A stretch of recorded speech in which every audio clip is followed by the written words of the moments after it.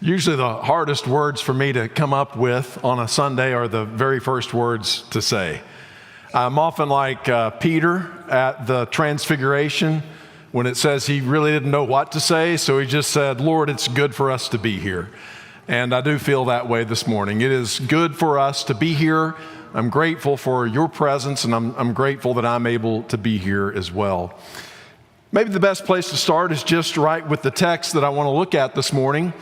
It's a text that, a couple of stories that are merged together, really, that are recorded in all three of the synoptic gospels, in Mark chapter 5, in Matthew chapter 9, and in Luke chapter 8.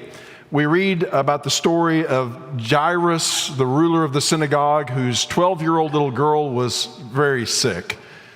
And in the midst of Jesus addressing the need that Jairus had called Jesus' attention to, another person enters the picture with their own situation. And so I don't know why you are here this morning. I don't know why you decided to go to the trouble of getting out of bed, putting yourself together, and making the journey here to gather in this room at this time. But most likely you did so because there was something that you needed. Certainly there's someone here this morning who came because they were desperate. And that's what we read in this story. It says in Luke 8, beginning in verse 40, that when Jesus returned, a crowd welcomed him, for they were all expecting him. I hope that you've come here this morning expectantly. I hope that you came here looking for Jesus, expecting that an encounter with Jesus would do you some good. In Revelation 1, we've seen in our sermon series that we are to look for Jesus, to see him standing in the middle of the church. And we know that Jesus said that where two or three are gathered in my name, there I am in the midst of them. And so if you were hoping to encounter Jesus today, this is a good place to be. And people look for an encounter with Jesus for many reasons. Maybe you had your reasons and I had mine, and maybe we can get together and talk about them at a later time. But the reality is that we all have our motivations. We all have our reasons for coming to Jesus. And sometimes we really worry about whether other people are coming to Jesus for the right reasons.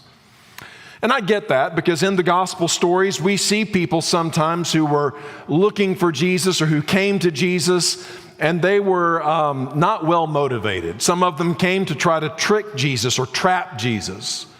On one occasion, Jesus was trying to give some teaching, and somebody from the crowd shouted, "Hey, Jesus, get my brother to split my dad's inheritance with me. Our dad just died and I'm not getting my fair share of the stuff. Will you make him do what I think he ought to do?" And in those situations, these people didn't receive a really good response from Jesus. And so it is possible to come to Jesus with the wrong intentions. But sometimes I think we get a little bit too pharisaical or too puritanical in our thinking about what constitutes a good reason for someone to come to Jesus. Sometimes we even say things like, I'm not even coming here to get anything. Sounds pretty pious, doesn't it? I'm just here to give my worship. I'm just here to give to Jesus. But the reality is that Acts chapter 17, the Apostle Paul tells us that the God of heaven, the true God, the God that the Athenians didn't actually know anything about, is not the God who is served by men's hands as if he needed anything from us. But he's the God who gives life, who gives breath, and who gives all things to mankind. So God is fundamentally the giver, and we are fundamentally the receiver. And certainly it is good for us to come and give our worship, to give our praise to the one who is the source of all things, who gives us all things. But we ought to come expectantly, hoping that we could receive this morning from Jesus something that we need. And these people met Jesus when he came across the water, expecting him, looking for him. I hope that describes us this morning. But among all of those who were expecting him, there was this man named Jairus, verse 41, a synagogue leader, an important man. A synagogue leader was more than just a religious leader. He was a community leader. Everything in the Jewish community revolved around the synagogue. And so the leader of the synagogue was a very important person in any community.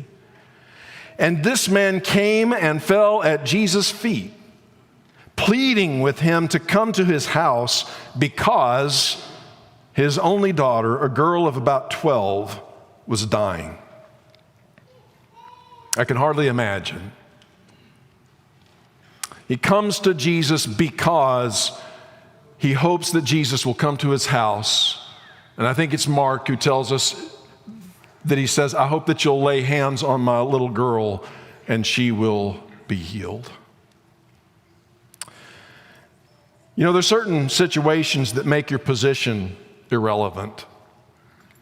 This was an important man. We've already pointed that out.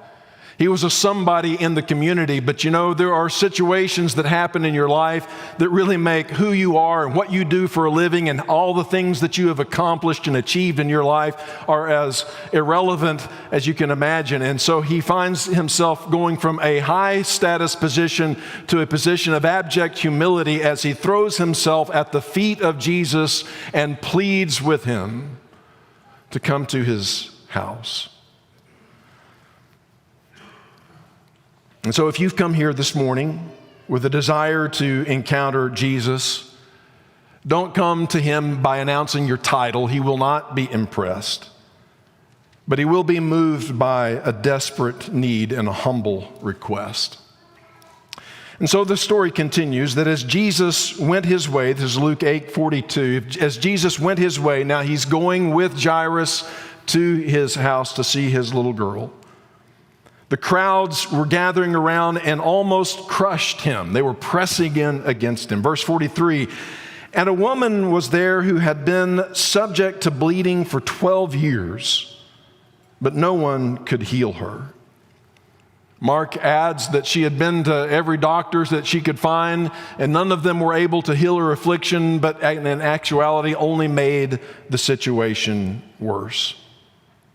I don't know exactly what her problem was. Some have suggested that she had some kind of a uterine infection, and she simply was unable to stop bleeding. And this had been her case for 12 years.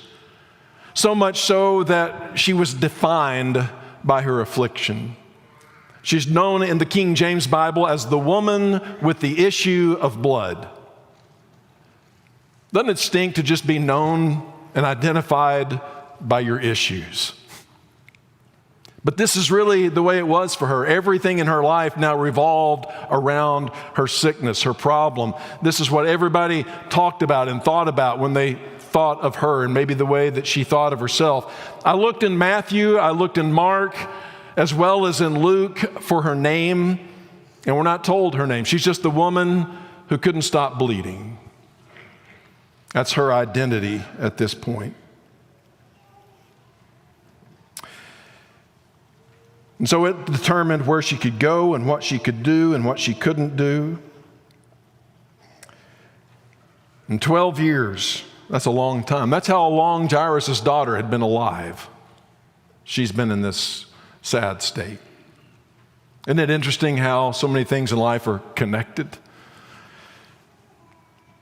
Until one day, she came up, verse 44, behind him, that is, this woman came up behind Jesus and touched the edge of his cloak, and immediately her bleeding stopped. Well, why did she do that? Why did this woman come up and touch the edge of Jesus' cloak? Matthew says that she came up behind him and touched the fringe of his garment, down on the edges. For she said to herself, if only I can touch his garment, I will be made well. Matthew 9:20 and 21. The corners or the fringes of a Hebrew man's garment were called the edges or the wings of his garment. That's where the tassels were attached on the garments that the Hebrew men wore. And they're called these wings. And I can't help but make the association when I think of this story of this woman reaching out for the wings, the edges of Jesus' garment. And the statement in Malachi chapter 4 and verse 2, where he says in the last words of the Old Testament, some of the last words, the last chapter of the Old Testament, "But for you who fear my name, the Son of Righteousness will rise with healing in his wings." So these garments were like the wings, as it were, and she saw Jesus as the Son of Righteousness. She believed he had healing in his wings, and if I can only touch the edge or the wing of his garment, maybe that healing will pass to me. And so it says in verse 44 that she came up behind him and touched the edge of his cloak. Now, if you're a careful Bible reader, the tension there is palpable.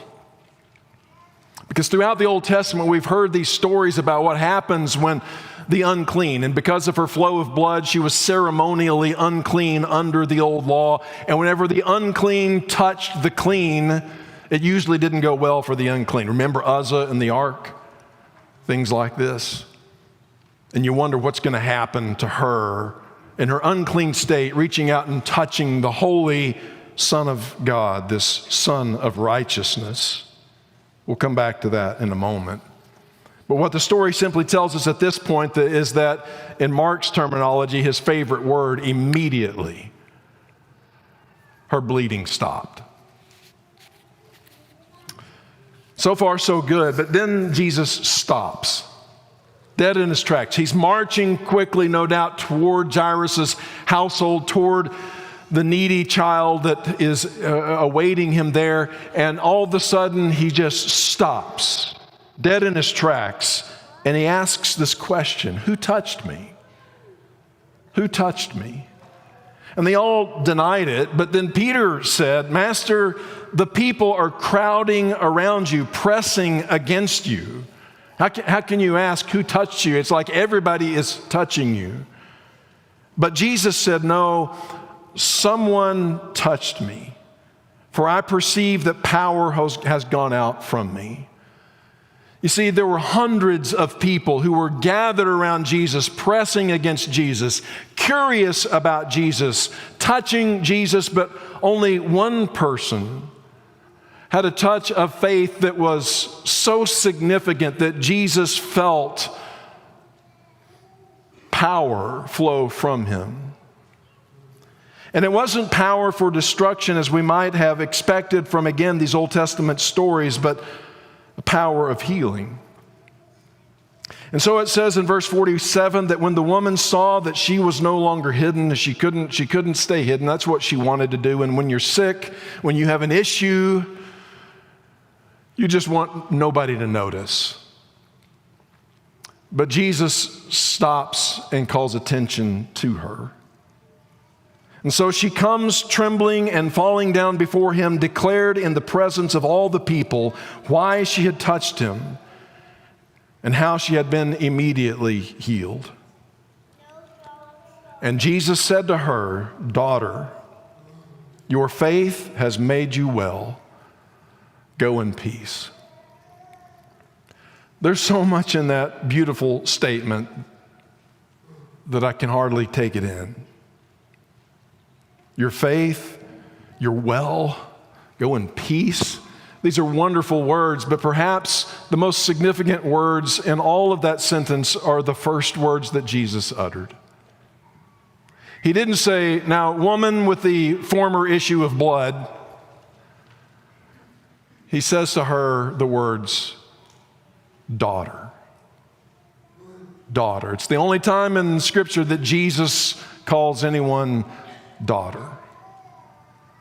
You know, Jairus had appealed to Jesus, and Jesus was willing to come with him on this journey to his household because Jairus says, "My daughter is sick and about to die."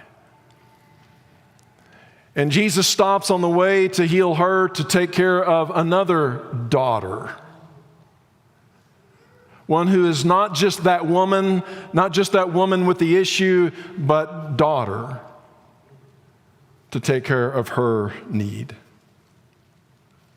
So an encounter with Jesus transformed her identity from woman with the issue of blood to daughter. But again, the question is, how can this be? What about the problem of the defiled contaminating the holy? Well, we see something very significant happening here. Instead of her defilement contaminating him, we see in this story Jesus' holiness purifies her. He was absorbing her shame, he was absorbing her uncleanness and exchanging his holiness for her defilement. In fulfillment of Isaiah 53, we see that this is the Son of Righteousness who comes with healing in his wings. It says, "Surely he took up our pain and bore our suffering. Yet we considered him punished by God, stricken by him and afflicted. But he was pierced for our transgressions. He was crushed for our iniquities. The punishment that brought us peace was on him. By his wounds we are healed. We all, like sheep, have gone astray. Each one has turned to our own way, and the Lord has laid on him the iniquity of us all." You see, this woman could stop bleeding and re-enter the community that she had been ceremonially excluded from, because very soon Jesus would be excluded from the community and bleed freely from the cross. No doubt hundreds were there that day, looking for Jesus, expecting Jesus, but only two. A man desperate because of the situation at home with his daughter, and a woman desperate because of her physical condition. And in faith and in humility, Jesus was moved with compassion to meet their needs right where they were. And there's hundreds of us this morning who have come here today to participate in the blood and the body of Jesus, according to 1 Corinthians 10. But who among us is desperate? Who among us will reach out in faith as they eat and as they drink and truly commune with the Son of Righteousness, who comes with healing in his wings, who is able to exchange his holiness for our sin, for our brokenness, and absorb into himself the sorrows that we bear? This time we'll encourage those who have been appointed to come and serve the supper.